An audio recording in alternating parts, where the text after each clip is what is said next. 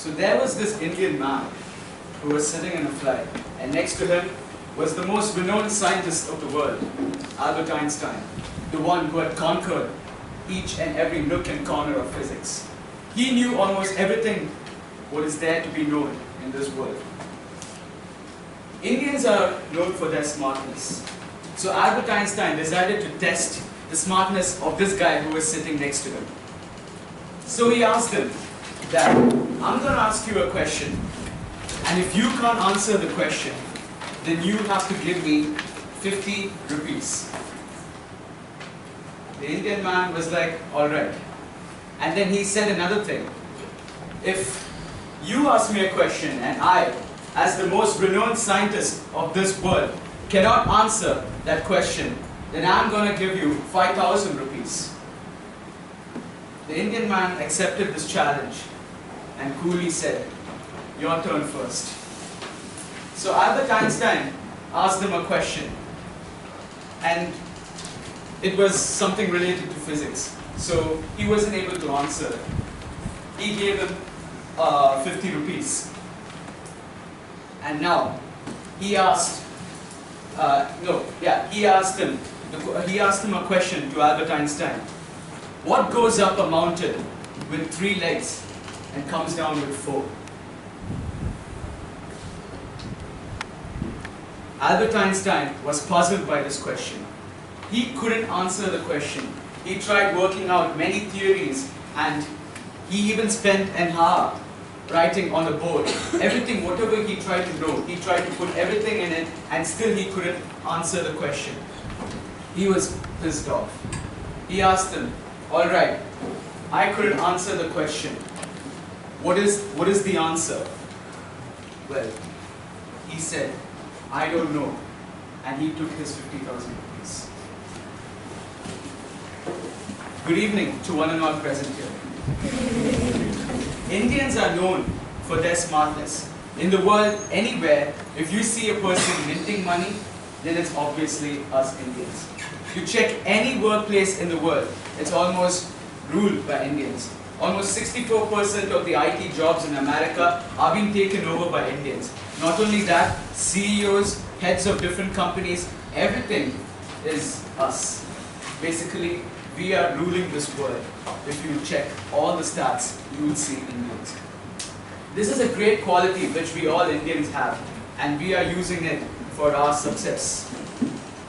Success can be achieved through this smartness which has been preserved by us Indians for many years. Happiness is another thing which we all live by. In India, if you can see, excluding the politicians, of course, everyone loves to be simple and give happiness to others. I do not like celebrating Diwali over here at all. This Diwali, which I love to celebrate, is obviously in India. Because over there, you love the surroundings. Everyone greets you. Everyone treats you like their brother and sister, and everyone celebrates with you in a very joyous and happy manner. In India, we get to know what real happiness is. We get to love the people around there and everything which is around us. The way I'm saying these things is that because these qualities will help us in our lives and make our lives even better. We Indians as ourselves have preserved so much of these type of qualities that we can raise ourselves into much higher levels in our life. Pleasure is another thing. We all are driven by pleasures. Everybody wants to seek something from one another. This temptation must be stopped. We can see these temptations in each and every person's place. Everyone lives by expectations. We expect everyone to treat us nicely, love us, be nice to us. We always are focused around us. I, me, myself. Well, it should be the other case. Instead, we should think about how we can serve people. You are not handsome by how you look. We are not at all handsome by how we dress. But surely, if you give your hand to some, you will be. Every person in this world can be a person like that. And that ideal person can be achieved through these great qualities which we ourselves have been raised with. Now I know many of you must have gone through maths, and I'm not going to do any kind of maths over here, but I'm just going to draw a line over here.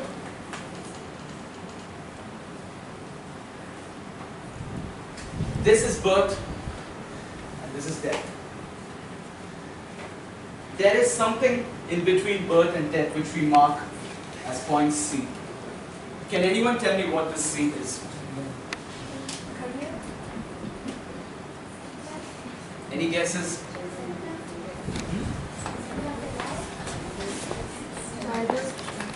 Anyone? Your choice.